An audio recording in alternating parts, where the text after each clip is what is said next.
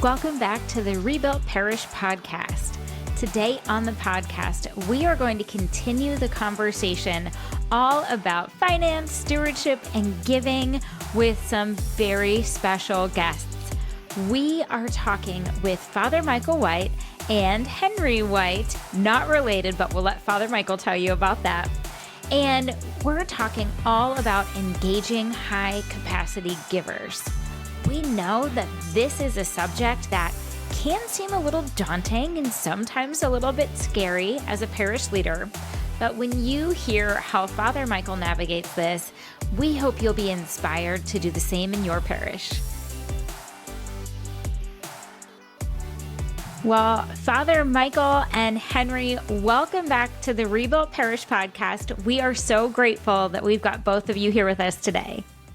Melissa, we're so happy to be here, especially to talk about a topic that is near and dear to my heart, one that we've talked a lot about in our book, Church Money, as you know. I brought Henry along today. Henry assists me in my office. Henry's last name is White, I should point out, but he is not, repeat, not my nephew. No relation. But you do fit in like family, so I think it works out great. Works out fine.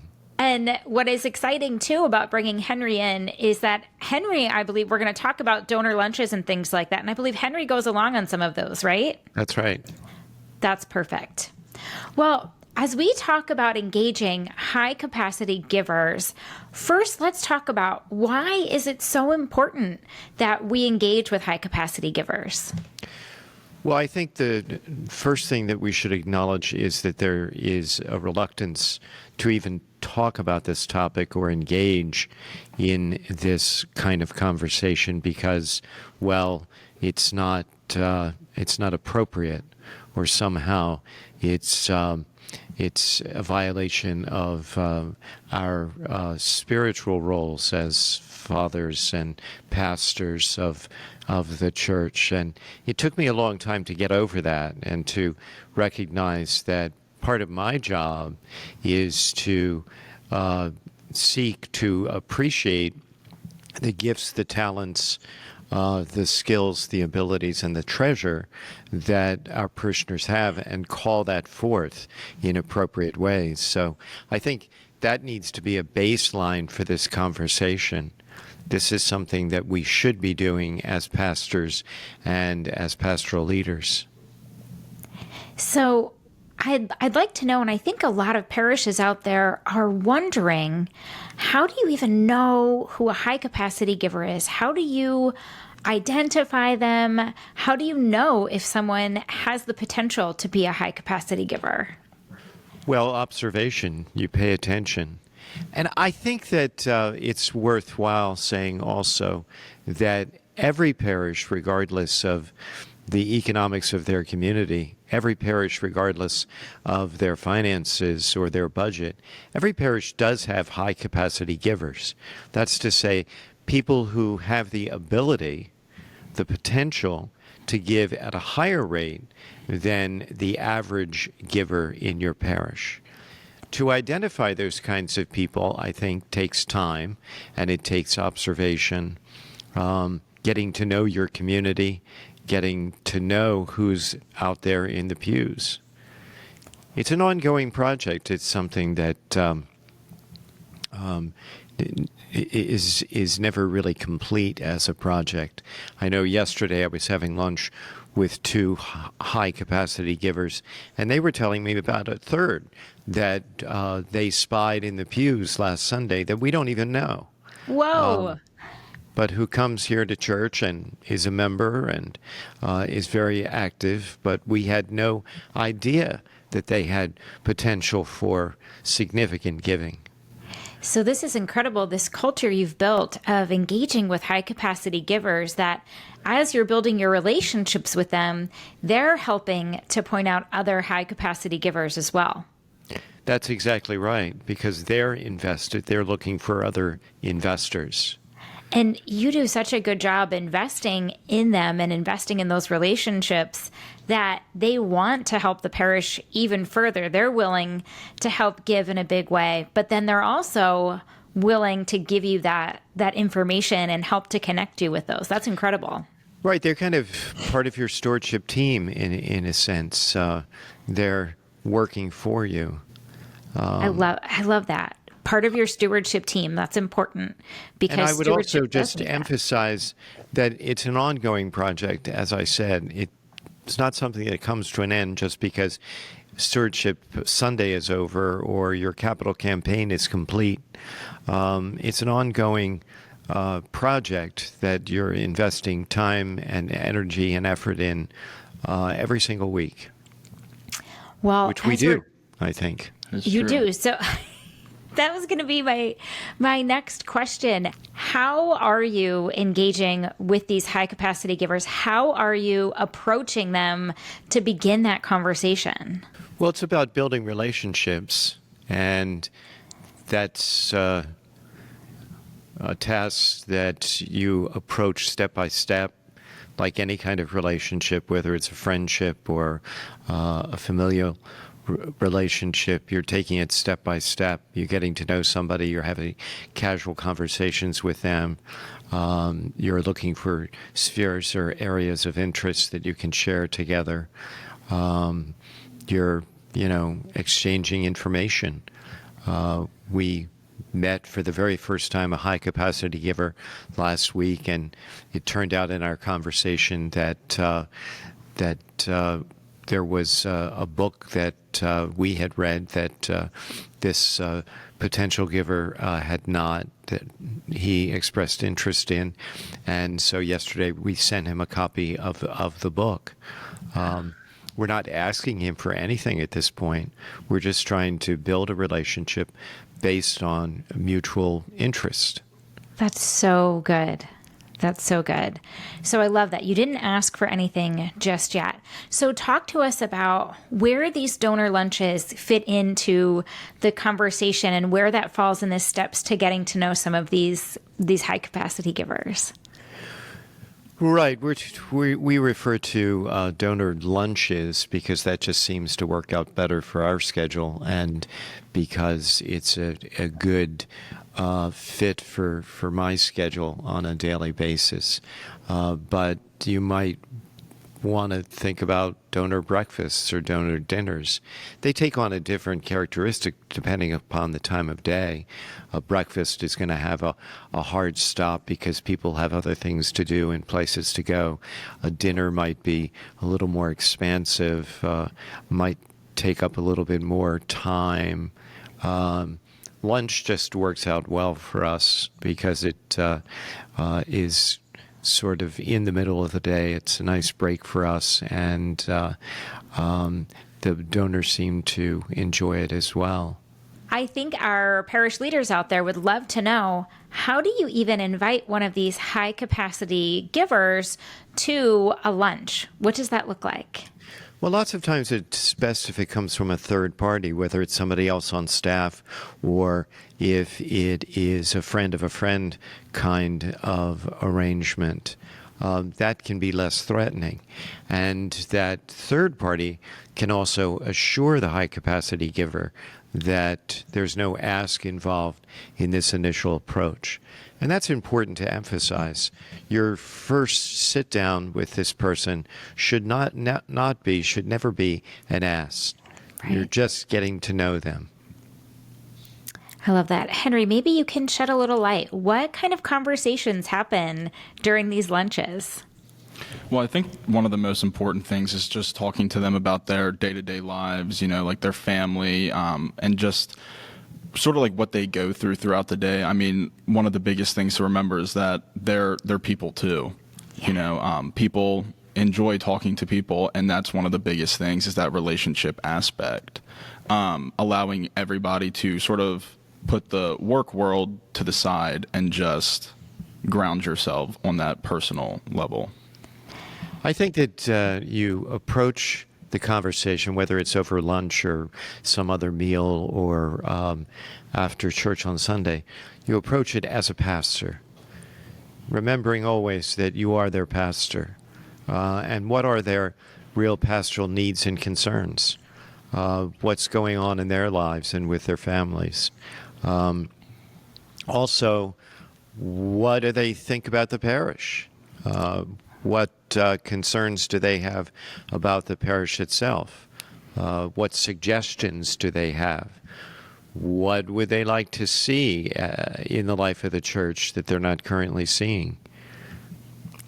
That's so good. And it sounds like that's a lot like you giving them access to what's going on too, that ability to ask you questions, but then also access for them to kind of get to know some behind the scenes stuff.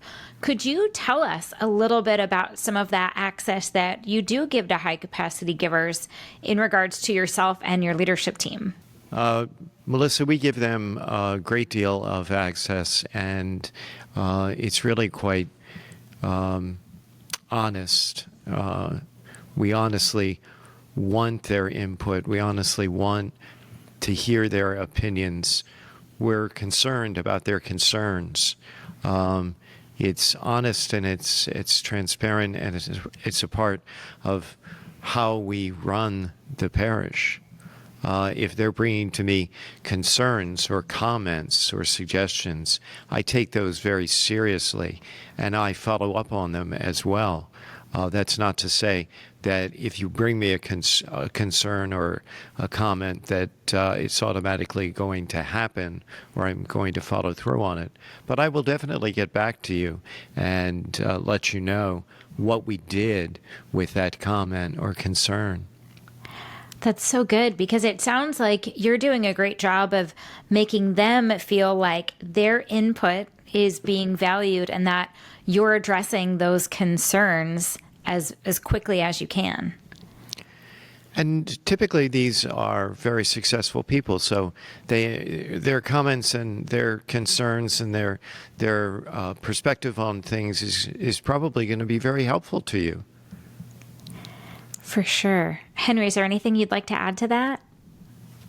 No, yeah. I mean, I feel like what Father White had just mentioned, which obviously sort of really hits home, is the idea of him being a pastor first. Yes.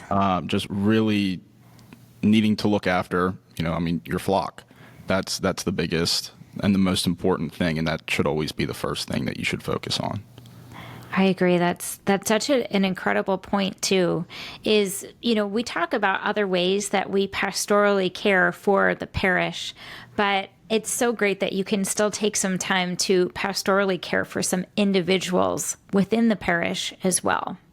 Another thing I love that you talked about, Father Michael, is that a lot of these high capacity givers are successful professionals, and they can offer some great insights and ideas that maybe they're not the first ideas we think of after working in the church world for so long, but sometimes that outside business perspective can be a huge help in helping us to see the way we could be changing things. Exactly right.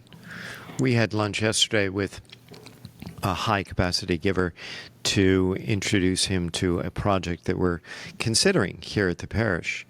And immediately he fired off half a dozen questions that really challenged us in terms of our approach to this proposed project. And we really came home very reflective about our next steps. That's incredible. And it sounds like from having some of those conversations, the ways that they can also be helping and stewarding is to also steward with their gifts by showing you some different perspectives and ways of doing things. So I think now our parish leaders might be wondering, after you have this donor lunch with them and get to know them and build that relationship, what happens next? Well, I think it really comes back to the the follow-up aspect of everything. It should be important to take mental notes of what they're going through, remember everything, obviously. So then that way, the next time that you meet up with them, you can ask them about what occurred or what was, talked about at the previous lunch. That alone just goes an extremely long way. Just because as humans, we naturally have that tendency to forget. But showing that you remember shows that you took time out of your day to really just listen to them. Right. So that way, they're able to open up, and it just makes the appreciation go that much farther. One of the things that we always say at the end of a sit down together is, how can we be praying for you? Oh, that's so How can we good. be praying for you? And to follow through on that and actually bring their petitions into your daily prayer, and to follow up where and when appropriate. How is that going? How is that petition of yours going? That's incredible. And what both of you said about that shows that that's genuine caring about the person, pastorally and person to person. It's not just about what they can potentially do for the parish. It is about nurturing them and pouring into them as well. I think you're doing an awesome job at that. Now, let me ask this question then. When do you make the ask for them to support the parish? What does that look like? You make the ask only after you've established a relationship, only after you have sought their opinion and their input, only after you have followed through on that opinion, on those opinions or that input, and either implemented them into your program and your project or explained why you haven't. Then you seek their investment. We don't approach people with specific dollar amounts. I find that unwelcome and sometimes unhelpful. It's easy to miss the mark in terms of identifying a specific amount of money that someone is willing or is capable of contributing to you. It is nearly impossible to know what their financial status really is, what their financial obligations currently are, what other charities they're already investing in that might preclude certain levels of giving at your parish. So we don't identify specific amounts for an ask. Instead, we just ask people to consider the scope of the project or the need, and to identify where they can make their contribution. And then, can you also consider reaching up beyond your comfort level to the next level? We talk about that a lot with all our givers. Identify where you're comfortable at the level of giving, whether it's to the weekly collection or the annual appeal or some capital campaign. Identify the level of giving that you're comfortable at, and then identify what's the next level that you could reach beyond your comfort level and stretch for your gift. That is such a great point, a way to stretch their faith and to stretch them out of their comfort zone. And I think something that I want for us to call attention to, Father Michael, is that you said we only ever make that ask after we've built the relationship, after we've spoken with them and taken their ideas into account, after we've implemented some of the things that have been discussed. So I think it's important that we make clear to the parish leaders who are learning from us that this isn't something that's going to go out and happen overnight, right? That's right. It's a marathon, really. It's not a sprint. I think when I first started in parish ministry, the idea of raising money was very intimidating to me and very unappealing to me. And when I had to do it, I couldn't wait to get it over with. And it's taken a real conversion of heart and change of mind to understand that it's an ongoing project and it's a part of being a pastor. Right. Henry, is there anything you want to add to that? No, sure. I know one of the biggest things, and Father Michael just mentioned it too, it's you never want to just obviously ask for what you are going for. Throughout the lunches, as time goes on, you're going to be talking to them. You're going to be asking them ideas. You may even mention ideas that you're currently having, but you're not too sure on yet. So it's almost like you're planting little seeds throughout the way.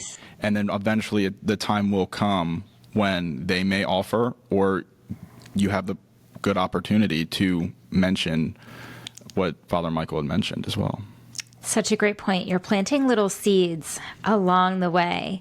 And I think that's important to remember. And just like Father Michael said, it is a marathon. It's not going to happen overnight. You can't just plant a seed and have a plant the next day.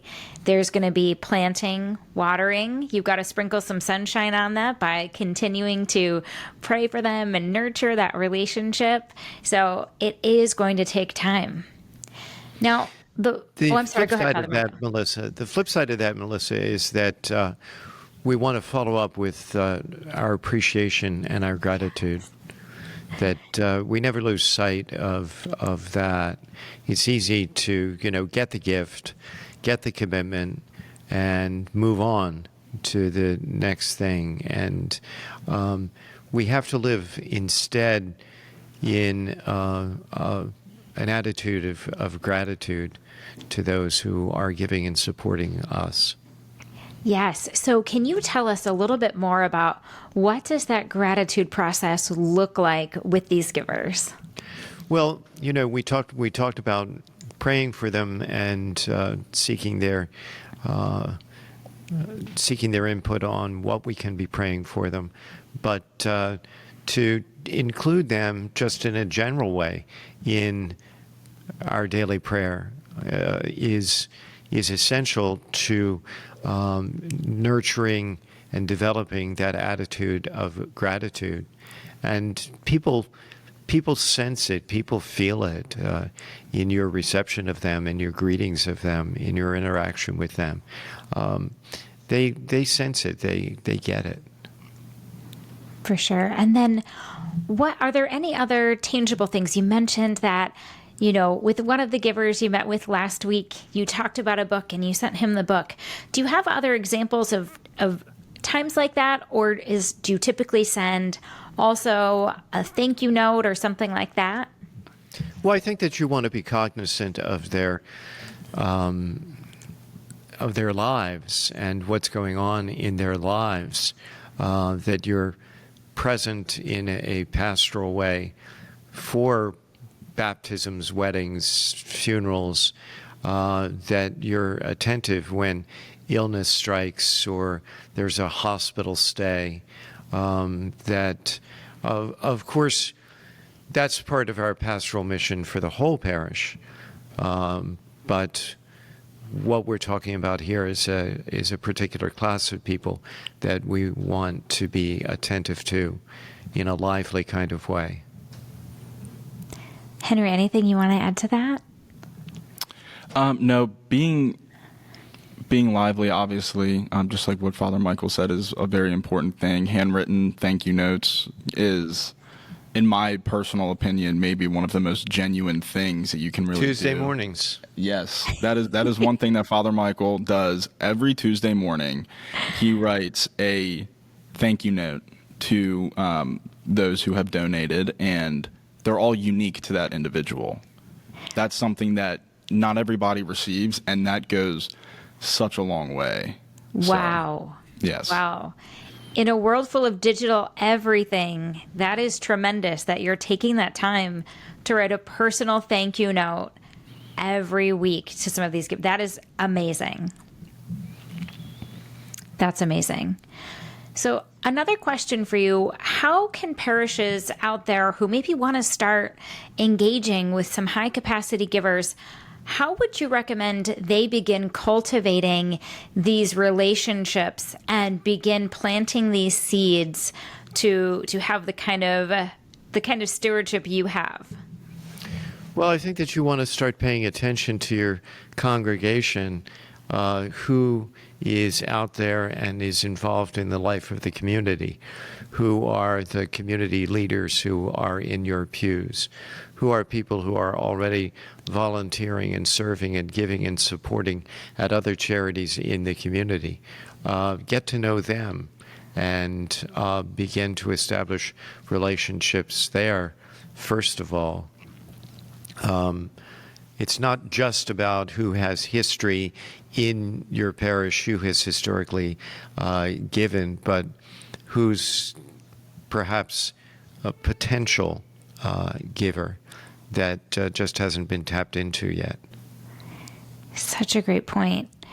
Any rebuilt resources out there that you would recommend to some of these parishes to help them overall with their giving? Well, of course, church money, as we mentioned before, I think is the basic contribution that we make to this discussion. But also in Rebuilt Faith, we have a whole section on tithing and giving, and that includes the gifts and the giving of high-capacity givers. So you could take a look there. Definitely. Henry, anything else you'd like to add to the conversation? No, reading, at first, I'm not going to lie, I was a little, when I first started to read Church Money, I had no idea how to go into, I had no idea what mentality to go into this book with. But after coming out with it, after I finished reading it, I was actually really surprised, and I obviously agreed with everything that was said. It requires, if you're not an extrovert, I hate to say it, but you might need to become a little bit extroverted and, take that time to get to know your parishioners, whether it's after Mass, stand outside, help greet people, just through that way, like you're beginning the relationship process. And then from there, you can learn who potential donors are. For sure. For sure. And this book is such a great resource. We will put the link to it in the show notes for everybody. And we do actually have a free resource that goes right along with Church Money. And you can find that link in the show notes as well. This is going to walk you through the 6 people that can help you with stewardship and making your parish have a great financial and stewardship culture. So, Father Michael, any final words for us on engaging with high-capacity givers? Just don't be intimidated by the prospect of it. Don't be afraid of it. It can be fun. Yes, thank you so much. It can be fun. You get to have lunch with and talk with some incredible parishioners. I agree with you. That is so important to have fun. Well, Father Michael and Henry, thank you both so much for joining us today. We're so grateful we had the opportunity to learn from you. And thank you to all of our listeners. We can't wait to talk to you soon.